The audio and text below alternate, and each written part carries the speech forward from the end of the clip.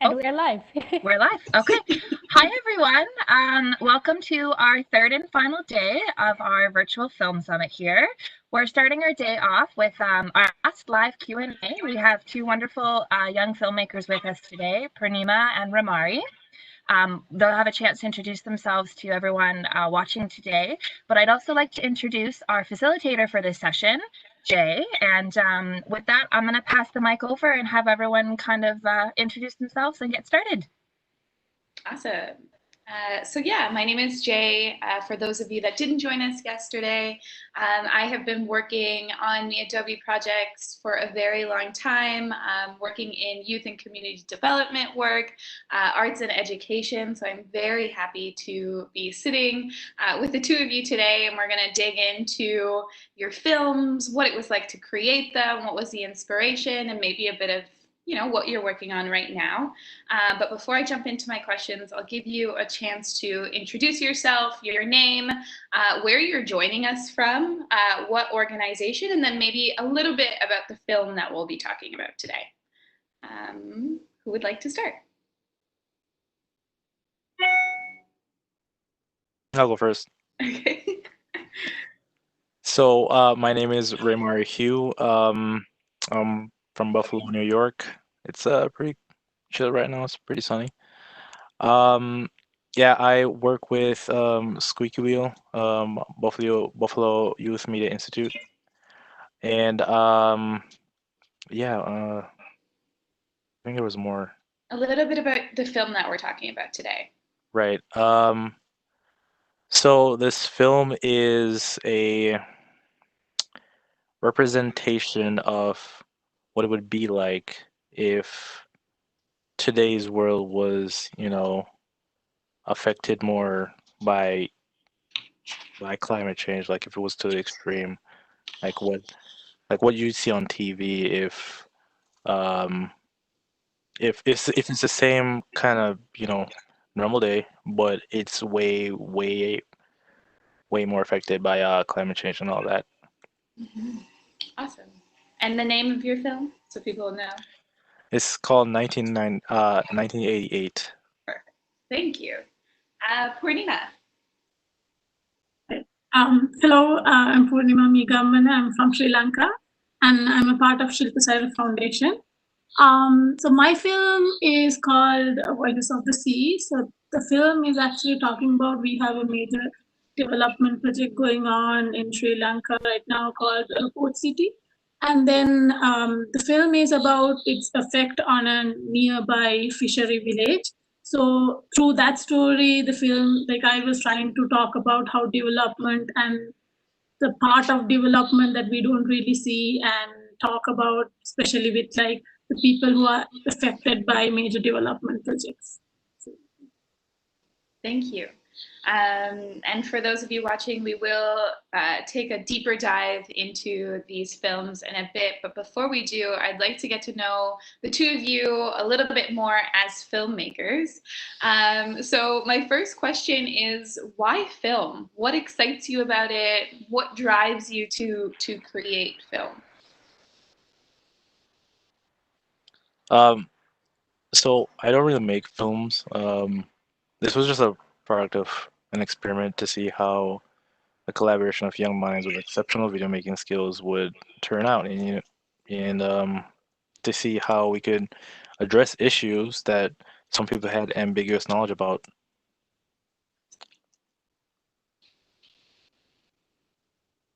I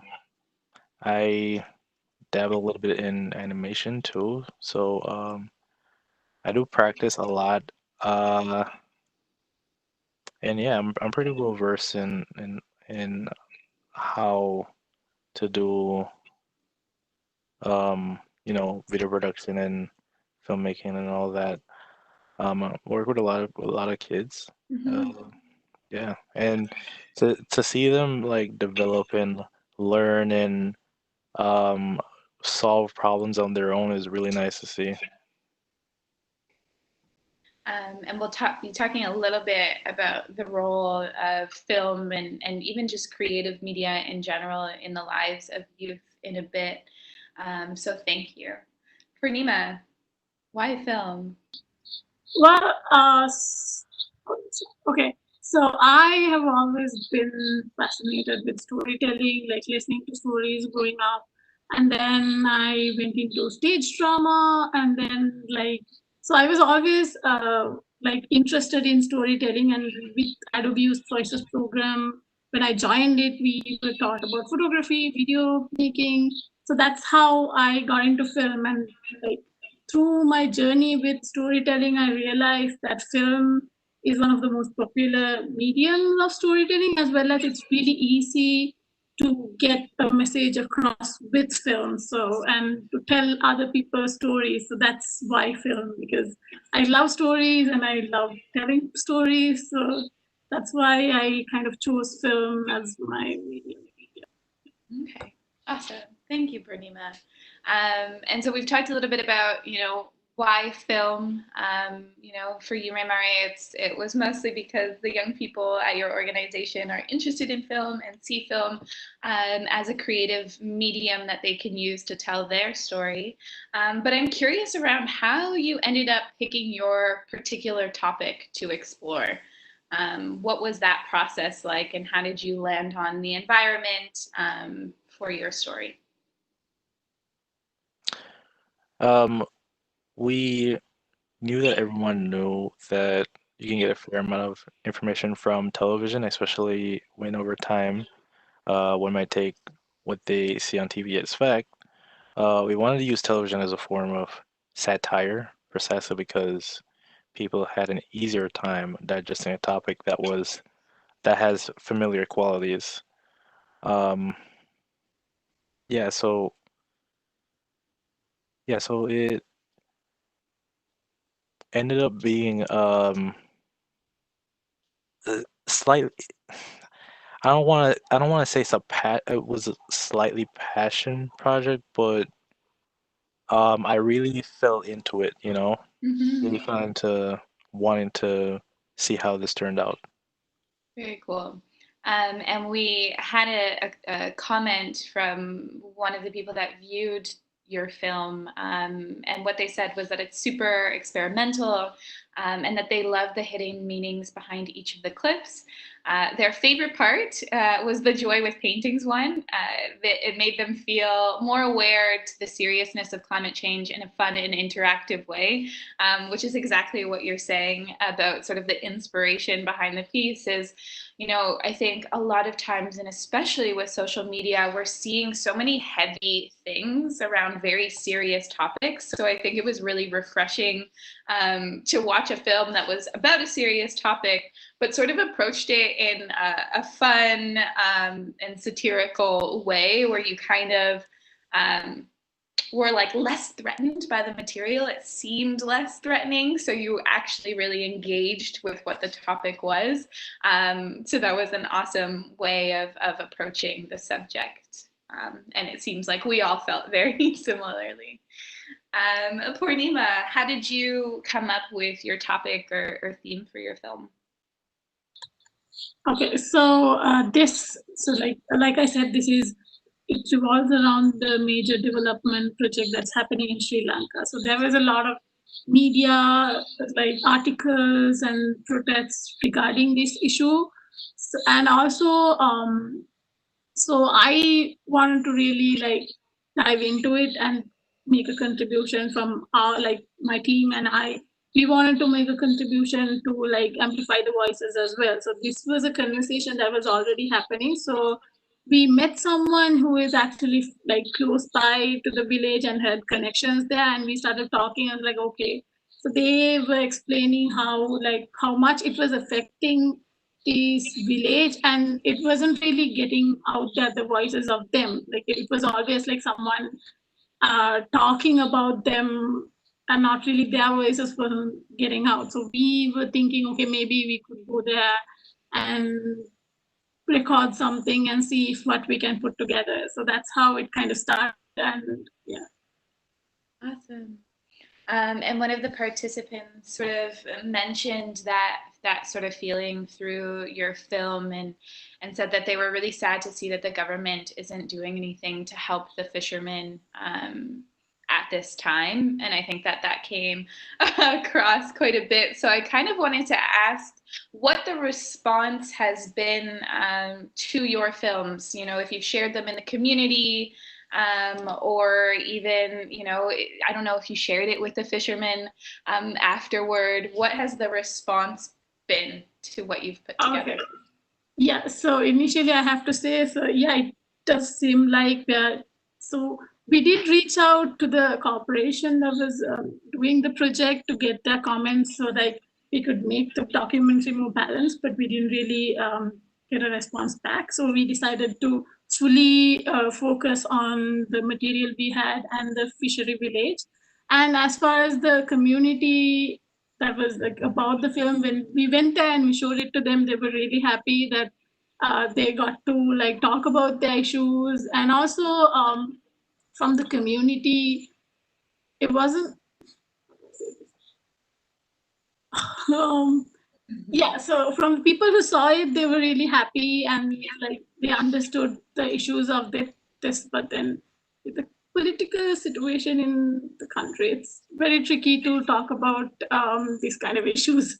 So from the people who saw it and the community that was affected by it, they were really happy about the piece. And then, yeah. Thank you. And I'm happy to hear that they enjoyed it and that they felt like it was a good representation of them and their experiences, because it was such a powerful piece and it really did evoke a lot of emotions around how capitalism, how development, how all of these things are changing the ways of life for folks in various communities. So I'm glad that they also saw that in the film as well. And Raymari, how did, if you shared the film in the community, what was the response like? Apart from the group that saw the piece like in the theater, I haven't really shared with my friends, but people went to the theater and saw it. They were like, "This is pretty good." And what I was expecting before anyone saw it was like people coming to ask, "How did we do this?" or "What did I mean by this?" or "What do we mean by that?" I didn't really quite understand this, but none at all. Like everyone got it right then and there, which is like a feeling. Yeah, I can imagine, especially when it's something that's so creative and a little bit niche, and you're putting that out into the world, and you don't really know how people are going to receive it, what the the emotions or feelings are going to be like. So to know that everyone just like immediately got it, that makes sense to me. I got it, and was laughing, and then also really reflecting the whole way through, which was like this nice sort of journey that you all took me on. But I'm curious to know sort of what you were hoping would come out of these films. So as you were creating, as you were thinking about what that topic or theme was going to be, did you have any ideas around what you wanted the outcome to be through the film? Mm, when we were coming up with the idea, we asked ourselves, how can we address and talk about climate change and global warming as an issue when people usually view it as a difficult subject to talk about, you know?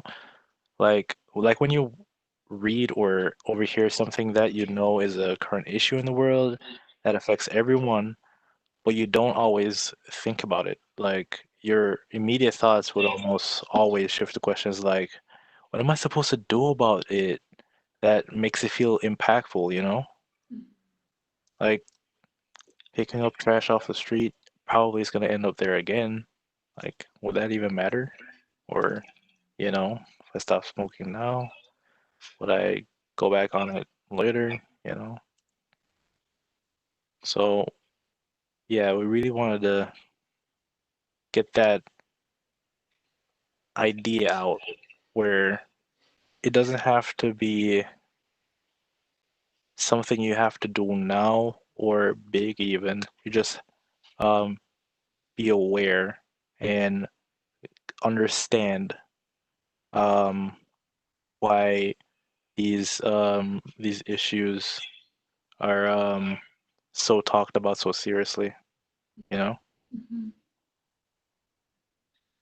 And that sort of reminds me of the conversation that we were having with some of the filmmakers yesterday around, voice and really voicing your opinion and your perspective, and this idea that our voices is sort of one of many, and that can be a little bit overwhelming of a thought to feel like my voice doesn't matter in this sea of voices. And so that sentiment sort of seems like it applies here, where there are very real and very large social issues. And as an individual, you always feel like, if I just do this one thing, what impact is that really going to make? And I think, the films that you've created have us reflecting on, okay, well, if everyone is collectively making these little changes, then that's where the impact comes in. Exactly, yeah. Right. And so I really did take that away from your film. Purnima, what about you? Yes, going into the film, like going into the shoot and everything, we didn't really we wanted to get this issue across, but we weren't really sure about what kind of content we'd get. And so we went there and we started talking to the fishery people, and then we did a lot of interviews. And then what we did was we came back, and after looking at all our material, we looked at, okay, so we could, like with the team, when we were discussing on what we can do, we could just talk about this as a separate issue, or we could connect it to overall the issue of development not really being sustainable and not really doing the proper research on its impact on everyone. So we decided to go that way because, as a developing country, Sri Lanka, we have a lot of major development projects happening all around. And most of the time, as people, we as general public, we look at them like, oh, okay, we're developing. There's a big city that's building here. There's big buildings. There's bridges. Okay, so this is good. But then we see these infrastructures, but we don't really think about, okay, so what what was the effect on this on a smaller community or individual, because every time there is something big happening, there are like people who are affected by it, and no one knows about them. So after going there and talking to them, we realized it's not just this one. So we wanted to take that story and kind of connect it to overall development. And so yeah, so initially we didn't really think about that as the topic, but on the way we decided, okay, this is what we want to do with the documentary. Yeah. And it seems like through the process, you come up with a topic or a theme and you think, okay, this is what we're going to do. But it seems like as you go through the process, you learn more, and then that starts to inform the way that you put the film together entirely. And I've heard that from a few people to say, we went in thinking this is what our documentary was going to be about. And then we had a conversation with someone, we did an interview, and all of a sudden we realized there's this whole other story that's being missed, and refocused our energy there. So I can see how that would happen. And so many of these issues are connected, right? Yeah, actually, there's a really interesting story that happened there, because so we went in, we had our DSLRs and lights and everything, and we went there because we were going to shoot a documentary. And after doing 2 interviews, we realized so these people were talking to us separately, very openly, and the moment that cameras and everything comes out, no one was saying actually anything that we could use. So that was a really interesting development. We didn't think about that when we went there. And at that moment, we had to realize, oh, okay, so we have to do something else. And thankfully, we had some small cameras and our phones and things like that. So we started recording the interviews from smaller equipment, which actually brought out more truth and like more like gave the people the more opportunity to open up. So that was really interesting. Like you said, like while we're doing it, we realized certain things and we adjusted the content accordingly. Yeah. And we have another question from our YouTube audience, which sort of speaks to what you were just talking about, which is, what's something that you learned about the topic of your film that you didn't know before you started?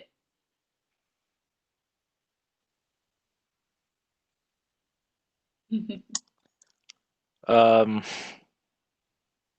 that oh, so when you actually um have the like you have the idea, like you have the general idea where you want to talk about climate change and um like you want to show it in a way where like you want to talk about it, but you don't really know how to show it in a way where it's different, where it's kind of unique, a way like something separate from a documentary. Because really didn't want this to become a documentary. Because um, I feel like that's just gonna um, give people that feel that it's a documentary, and it's probably gonna be boring. It's gonna be the same thing that you read online or hear about people talking about. Um, so the difficult part was when we were actually trying to come up with a way to not make it a documentary because the ambition is there, but trying to actually do it is kind of difficult. But with like 15 other people who worked on this with me and others, went actually pretty great. I mean, we had a ton of fun doing it too. Yeah. Uh, yeah, so when um when we fleshed out when like so we're gonna use this medium like we're gonna set up like as a TV, like you're sitting down in your couch and you turn on your TV, like this is what we're gonna watch. We're gonna make skits because practicing like when we were teaching some of the new skills like camera work and lighting and sound and all that. Um, some of the activities that we do really synced in and um, everyone really liked doing. So that was the skits. That's why this worked so well because everyone really enjoyed making skits, like trying to make their own idea and um, trying to bring those ideas to life. And when me and the other two leaders, Kevin and Jesse, saw that everyone really liked doing it this way. We thought, okay, so we can just make turn it into like a TV, um, afternoon TV session, watching TV, and where you can portray all this data-like information, boring, into something that you just come home, you actually looking forward to it. Come home, sit down, and just watch television. Right. Yeah. It's so relatable in that way because I think especially now during the times of COVID, a lot of time is spent behind the TV, behind Netflix, behind a laptop screen. So I think that's something that sort of resonates with all of us of just sitting in front of a screen and go like relaxing in some ways. And so to have that be the medium through which you told your story, it made sense, especially with the skits. I particularly liked the baking, the ingredients making. I was like, this is so funny. I love this so much. So it really resonated as me like watching a cooking show that I would normally watch with a little bit of a twist. So that's awesome. Purnima, did you learn anything about the topic that you didn't know before? I guess in some ways you learned that it was much bigger of an issue than maybe you thought it was. Yeah, definitely that was a big thing because we, even though like I said, going there after talking to them, we were like we had to look into other things as well. So during the process we learned a lot about these kind of effects and why it's happening other places, and also dealing with the community. So this was so I've done films before, like short films. So we actually plan everything. We do storyboards and we go there. We have a plan. We do it. But uh, a big thing I learned with this is you can't really do that with this kind of a film. You have to adapt to the situation over there, and then sometimes they don't want to talk to you, and then you have to go there and talk to these people and be friendly with them first. So mostly it's community things and how it's different from other kinds of filmmaking, and we had to adapt a lot in the location. So that's few things that we done. I see you shaking your head. Does that Right. Interviews are it's very similar to how Verna described. Because if you'd imagine someone asking you if you want to do an interview, it kind of feels like, oh my goodness, am I on the news? Did I do something wrong? Or do I need to come up with something constructive right here on the spot? Yeah, and it's kind of freaky putting someone on the spot like that because they get nervous. And it it takes, first of all, it takes asking in the way how you ask interviewees certain questions and make them feel like they'll be able to um, answer in a way where they're not confused, right? You don't want to try to get them confused before actually answering because they might feel like they won't be able to do it, and that's the worst part. Because I've had to interview people who pretty nervous, like visibly nervous, and um, sometimes you just need to explain a little bit like what you're going to talk about and um, how they may want to answer or um, what to think about um, like not what to think about, but how to interpret it, like interpret what you're trying to explain. Mhm. So yeah, and for me, like me being the interviewee, um, it's it's so much better to answer and communicate when you know the full thing instead of getting the one bit like, uh, what do you think about high levels of sugar in this candy? And you're like, what? What does that? What does that have to do with anything? Right. Well, once you understand that um, today a lot of kids are eating a lot of candy because of this popular thing, which is not true, by the way. Um, then you understand that, oh, okay, this is what I think about it, and your interviewee can input a lot more, um, maybe even more than what you were expecting. You can use a lot. You can get a lot of material that way. Yeah. I think it takes a lot of vulnerability to be an interviewee. You're giving someone a little glimpse into your perspective, your viewpoints, maybe even your experiences or your life. So I think you're right in saying the more information we can give, the more comfortable we can help people feel, the more willing they will be to engage in that conversation. And for it to not feel like they're on the news and they have a microphone right in their face and they're being put on the spot, that's stressful.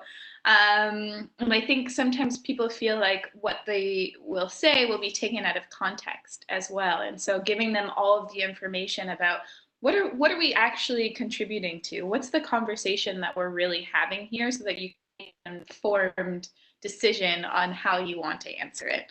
And I think yesterday we were talking a lot about interviews, and that seemed to be an area that people really felt challenged by, how to set up a good interview. And I'm wondering if even you, Purnima, I know, Ramari, you already gave some suggestions, but what strategies you have to help people feel comfortable and to, make a good interview. Yes, actually,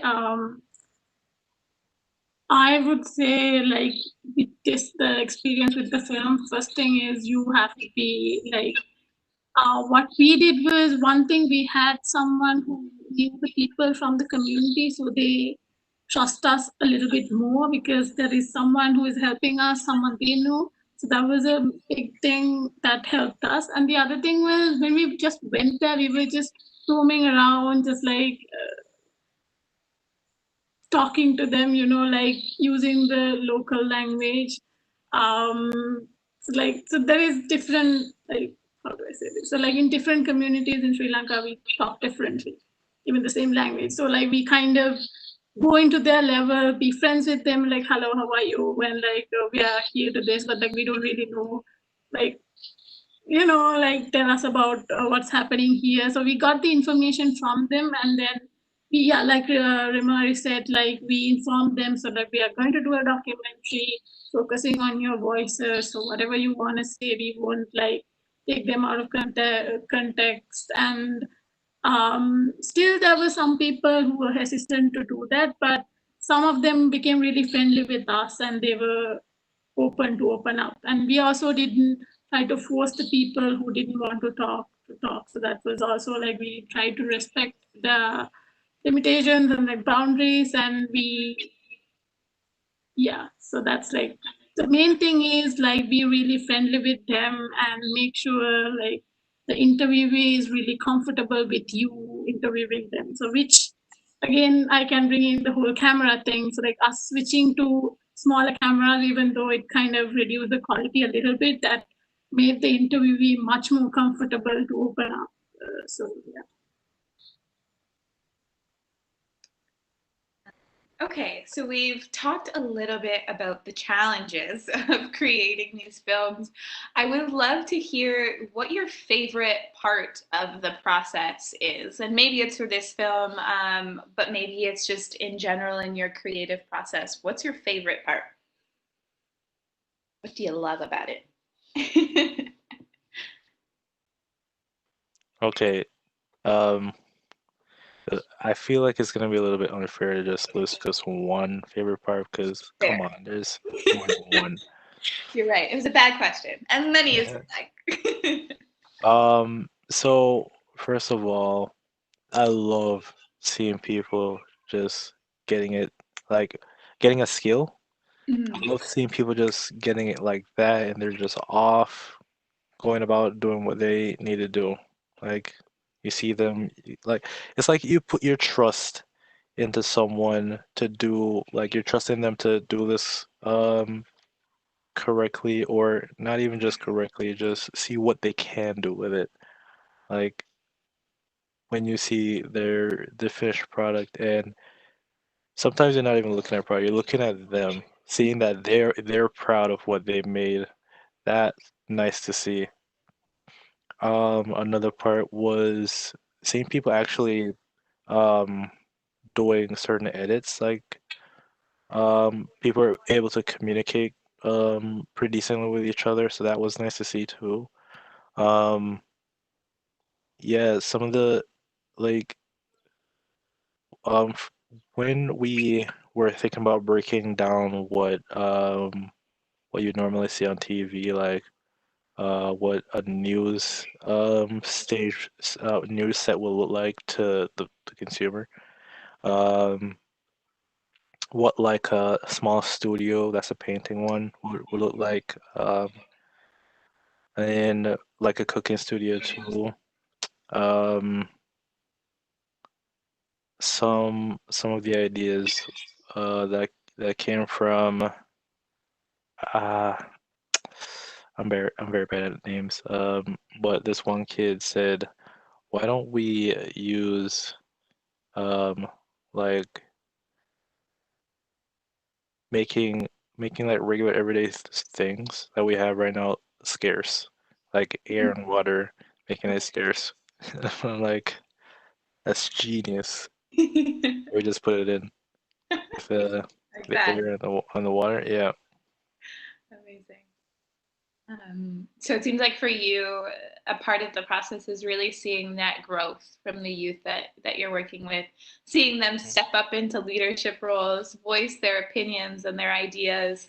And it seems like as an organization, you're really grabbing hold of those and giving them the opportunity to really harness their voice and for it to be done in a snap.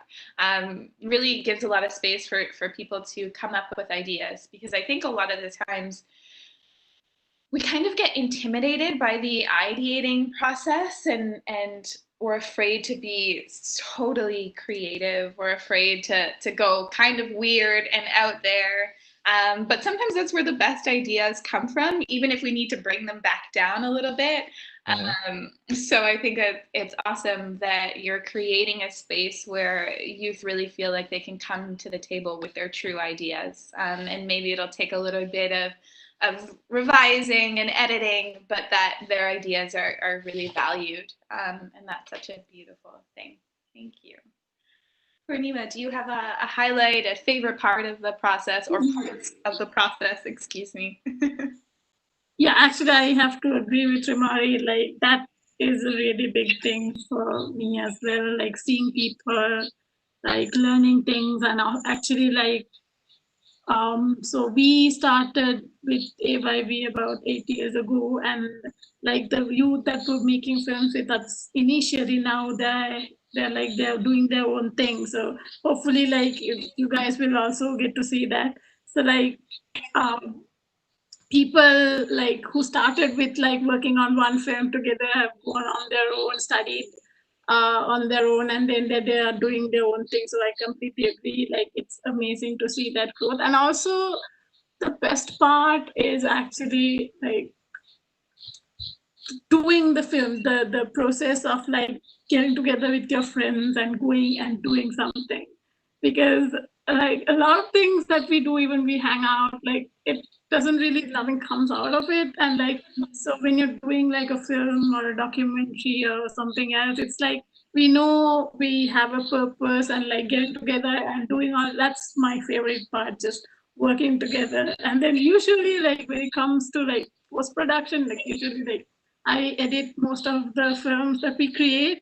So in that part, you're like, I don't really want to do this because I really enjoyed the beginning of it, where like everyone's there, we're working together, and then you come home and like, oh, have all this footage, and there might be two people working on that editing. It's like, okay, yeah. So the production part is my favorite, and maybe the pre-production and the idea generation and all that. So yeah. Got it. So we talked a little bit about you as creatives, a little bit about your film, and I'd kind of like to switch gears to what's next. So we have a question from one of the folks watching our YouTube channel, which is, what current topics would you like to make work about next? If you have anything on your, or even what's the next project that you're working on?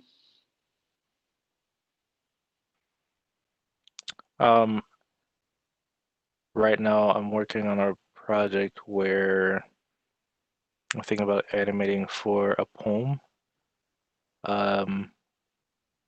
So it's sort of commission thing. Yeah, I really like the poem too. I don't really want to spoil anything, but I'm pretty excited to get like the ball rolling a little bit.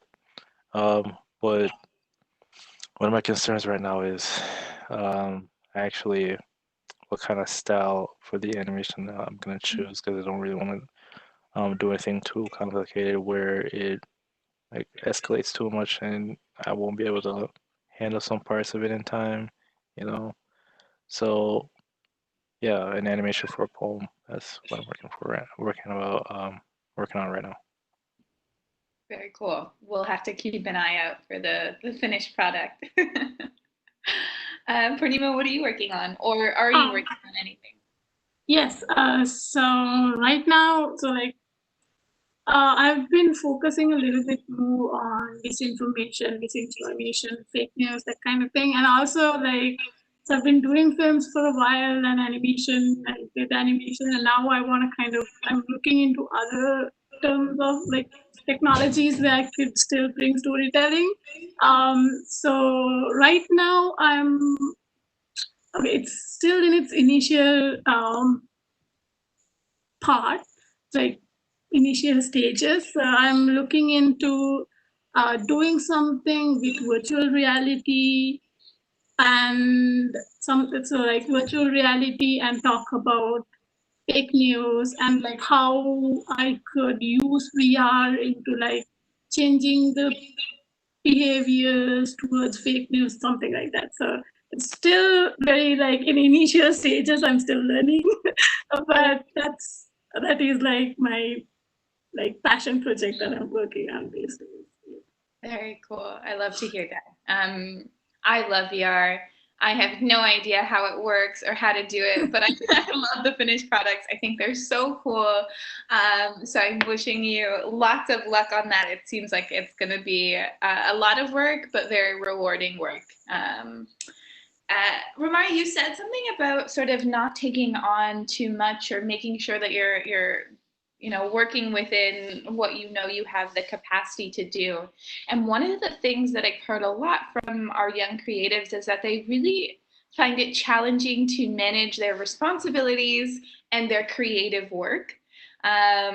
Going to school and then still managing to produce a film after school or do their photography work while also having to have, an after school job. And I'm wondering if either of you two have strategies around how you manage your responsibilities but still save time and make time for your creative work. Okay, so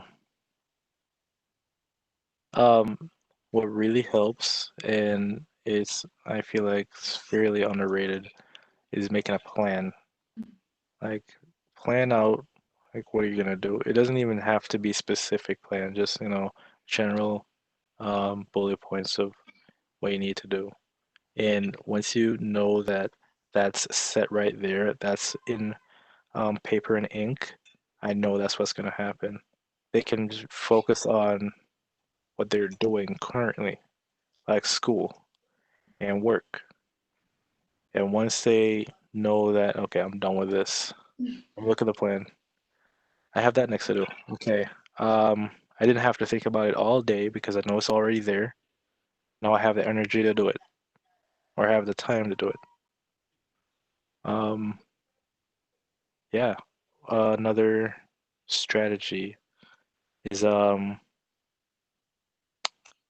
like getting an opinion like from like a mentor or even a friend. Like, so I have this and that, um, and I got this at the end, but I don't think I have time for it.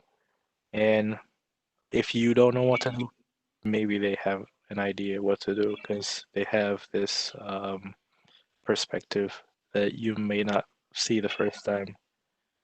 And they might say, okay, so instead of doing that today, you can maybe do that next week because you don't have to do that today, right? And then you're like, oh, I guess you're right. Right. You know? So really leaning on people for support and helping you prioritize, which always seems to be such a challenge. We have so many different things coming at us. Everything feels important, and it can be really hard, especially when it's something that you're producing and creating, to take a step back and say, okay, this I can set aside for now. So I really appreciate that strategy, and that's something that I use for myself, not in my creative work, but just in life. So I think that's really valuable.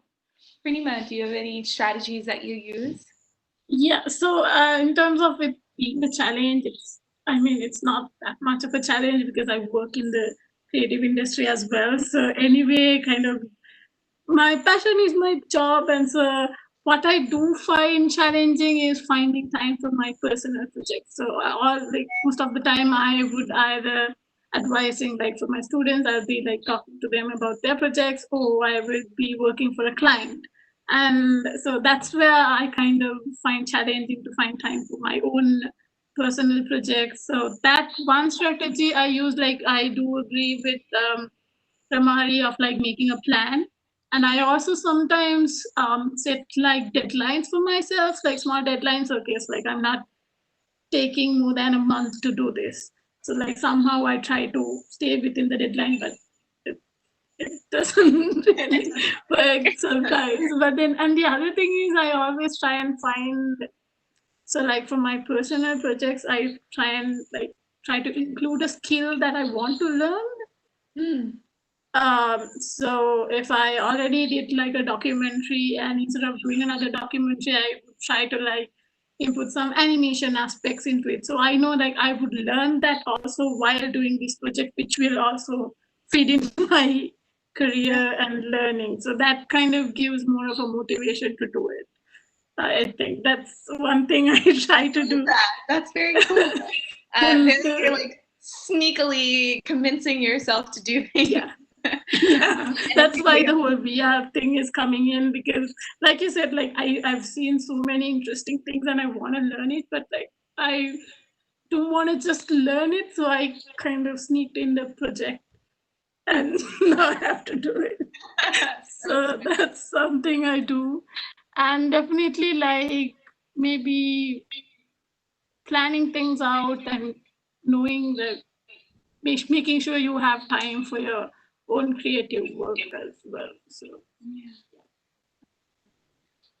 So I see that we are quickly running out of time. So the last question I want to ask before I turn it over to you for your final words is, what is one piece of advice that you would give to young creatives right now, or someone looking to do a film like you did? Try to document. Try to document what you're doing or any idea that you have. Because I remember like all the times I forget all the ideas that I have and didn't have my book on me, I can just write it down or like it's not like you have a dream and um you end up you end up waking up and forgetting it right there and then. And you're like, oh my God, it was so good. Why didn't I write this down? Try to document it. If you're worrying about actually getting into something, like practicing a new skill, like what uh Purnima is trying to say, trying to do with a VR, a good thing you can try to do is do it with someone else. Like do it with a friend. If you're learning a new skill, sometimes it's a little bit fun or easier to do when you know there's someone struggling with you. So it's not too weird that you're struggling with learning something new because you know that you have a friend right next to you struggling to learn it with you. So that's something that really helps trying to do something new with your friend. I love that. Thank you. Renima, any last piece of advice? Advice, okay. Pressure. Yeah, so like I would say like oh okay had something. I would say focus on the story. So something that happened to me in the past is like I would get so wrapped up in like the technology and how to do things. The story falls behind, and so I would say that wise. Okay. So the most important thing in any piece of media, film, whether it's animation, photography, whatever, is what the story behind it and what it's trying to communicate. So I would say really focus on um, what you're trying to say, and also pick something that you like to say, like something that you're passionate about, an issue that you care about. So when you pick something like that, it's much easier to finish the project and really put your all to it. So I would say that's my advice: focus on the story, and the rest you can figure out. Amazing. I want to thank the both of you for spending the last hour with us, for sharing your insights, your wisdom. I think there were a lot of great nuggets that we'll all take away from what you shared today. And I hope that for folks watching that there were some nuggets for you as well. I just want to, I guess, quickly pass it back to you. If you do have any final words, no pressure. Just want to make sure if there was a question I didn't ask that you were like, I need to share this thing, that you have the opportunity. But I think we covered quite a bit.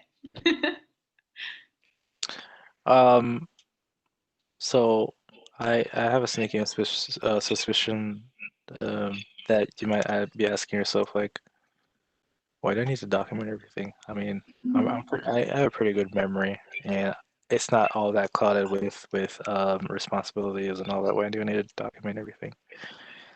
Well, to that, I say you don't have to document everything. Just document whatever is difficult at the time, because later down the line, you might just be, doing something completely different, and doing that thing sparks the answer. You get an answer from that, and or you even think about, wait a minute, I can use this for that project I was working on.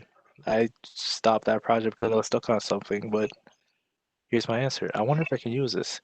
And then you can even find that passion back again when you find that a solution down the line. It doesn't have to be all right now. It's a process. It's a whole long process. Thank you. Purnima, did you want to say something? I just want to make sure before I wrap it up. Not really. So I agree with so documenting everything, like, it could help in the future. That's it. Yeah. Perfect. Okay. Well, maybe I'll pass it back to you, Jess, to close us off. But again, I want to thank you both for spending the last hour with us, for sharing with us, and wishing you all of the best for your upcoming projects. I cannot wait to see them.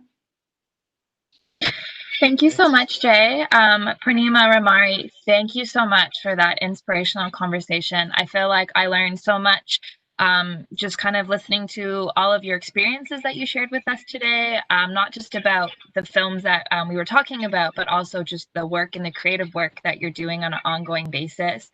So thank you so much for spending the time with us and kind of sharing that wisdom with the rest of the world and our viewers. And yeah, I just want to say thank you to everyone. We're going to finish this session. We have one more final session for our summit coming up in about a half hour. So we'll take a quick break. But thank you very much for everyone who joined. And I hope everyone enjoys the rest of their days. Thanks, you too. Thanks for having me. Bye. Thank you for having us. Bye.